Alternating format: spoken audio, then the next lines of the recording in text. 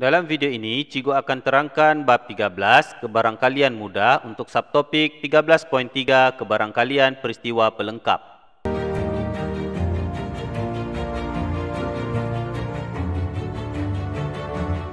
Yang pertama adalah untuk kita memerihalkan peristiwa pelengkap. Peristiwa pelengkap merupakan semua kesudahan yang mungkin kecuali daripada peristiwa tersebut dalam ruang sampel. Peristiwa pelengkap bagi peristiwa, iaitu peristiwa A ditandakan dengan simbol A tanda. Hasil tambah kebarangkalian peristiwa dan kebarangkalian pelengkapnya adalah sentiasa sama dengan 1. Selepas ini, Cikgu akan tunjukkan dengan menggunakan contoh, supaya kamu lebih faham mengenai konsep kebarangkalian peristiwa pelengkap ini. Contoh 1, sebiji dadu dengan adilnya di lambung sekali. Tuliskan unsur bagi peristiwa mendapat nombor genap, seterusnya tuliskan unsur peristiwa pelengkap tersebut. Jadi perkara pertama yang perlu kita lakukan adalah senaraikan ruang sampel, iaitu S. Ruang sampel bagi sebiji dadu yang di lambung adalah kemungkinan mendapat 1, 2, 3, 4, 5 dan juga 6. Seterusnya kita senaraikan unsur bagi peristiwa mendapat nombor genap. Kita labelkan peristiwa tersebut sebagai E dan unsur mendapat nombor genap kita senaraikan nombor genap iaitu 2, 4 dan juga 6. Seterusnya tuliskan unsur peristiwa pelengkap. Peristiwa pelengkap ialah selain daripada peristiwa yang dinyatakan iaitu E. Jadi kita labelkan E tanda. Unsurnya ialah selain daripada 2, 4 dan 6 daripada ruang sampel ini. Maka unsur bagi peristiwa pelengkap E ialah 1, 3 dan juga 5. Kalau kita perhatikan kebarangkalian untuk peristiwa E ialah 3/6, yaitu bilangan unsurnya 3, bahagikan dengan bilangan ruang sampel yaitu 6. 3/6 kalau kita permudahkan 1/2.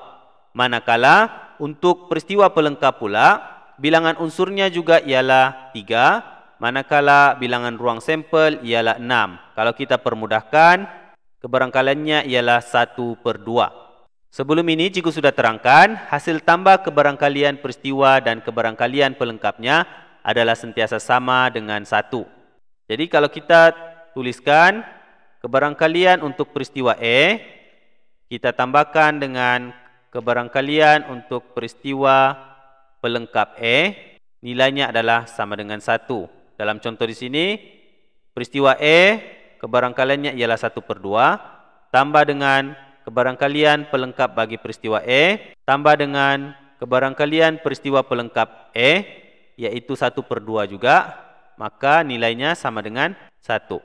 Jadi ini yang dimaksudkan, hasil tambah kebarangkalian peristiwa dan kebarangkalian pelengkapnya adalah sentiasa sama dengan 1. Seterusnya, Cikgu akan terangkan bagaimana untuk kamu menentukan kebarangkalian peristiwa pelengkap. Contoh 2, satu nombor dipilih secara rawak daripada set integer 1 hingga 20.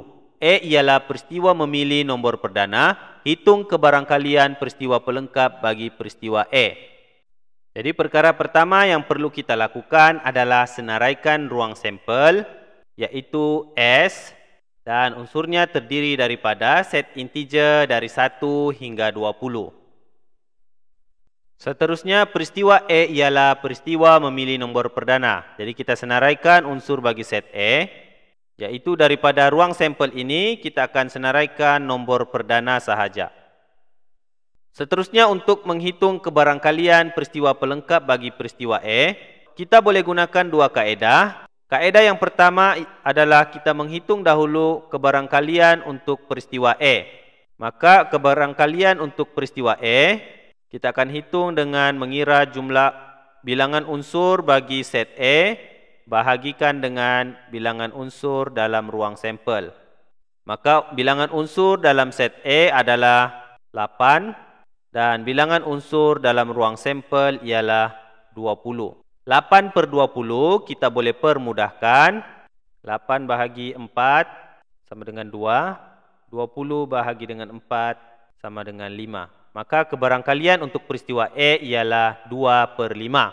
Seterusnya, kita dapat menghitung peristiwa pelengkap bagi peristiwa E kerana hasil tambah untuk peristiwa pelengkap dan juga peristiwa bagi E ialah sama dengan 1. Maka untuk menghitung kebarangkalian untuk peristiwa pelengkap E, kita tolakkan nilai 1 ini dengan kebarangkalian peristiwa E yaitu 2/5. 1 tolak 2/5 sama dengan 3/5.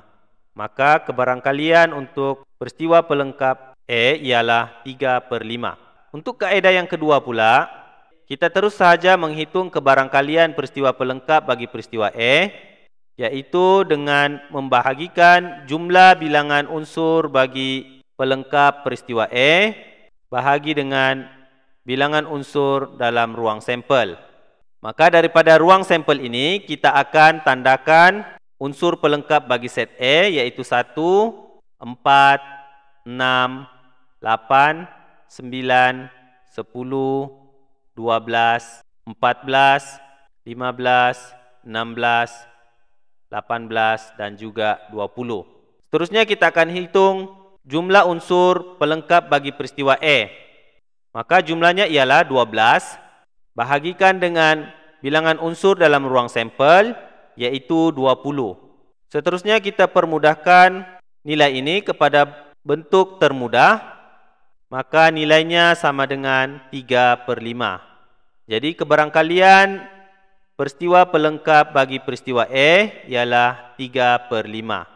Maka jawapan yang kita perolehi dalam kaedah yang pertama ini adalah sama dengan jawapan yang kita perolehi dalam kaedah yang kedua. Jadi kamu boleh gunakan mana-mana kaedah yang mudah bagi kamu menyelesaikan soalan, yang penting kamu memahami konsep tersebut. Seterusnya contoh 3. Gambar Raja Venn di sebelah menunjukkan unsur dalam set semesta. Hitung kebarangkalian memilih peristiwa pelengkap E tanda. Jadi kita lihat dahulu gambar Raja Venn di sini. Set E unsurnya ialah 93, 94, 95, 91 dan juga 97. Manakala unsur bagi peristiwa pelengkap E ialah 90, 92, 94, 96 dan juga 98.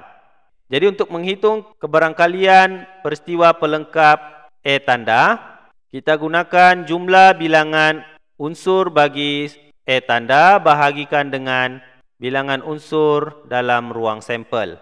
Kalau kita hitung di sini jumlah unsur dalam E tanda yaitu peristiwa pelengkap ialah 5. Manakala bilangan unsur dalam ruang sampel ataupun set semesta ialah 10. Dan kalau kita permudahkan, nilainya ialah 1/2. Maka kebarangkalian untuk memilih peristiwa pelengkap E tanda ialah 1/2. Jadi itu sahaja untuk video kali ini. Cikgu harap kamu dapat memahami dan menguasai untuk subtopik 13.3 ini, yaitu kebarangkalian peristiwa pelengkap.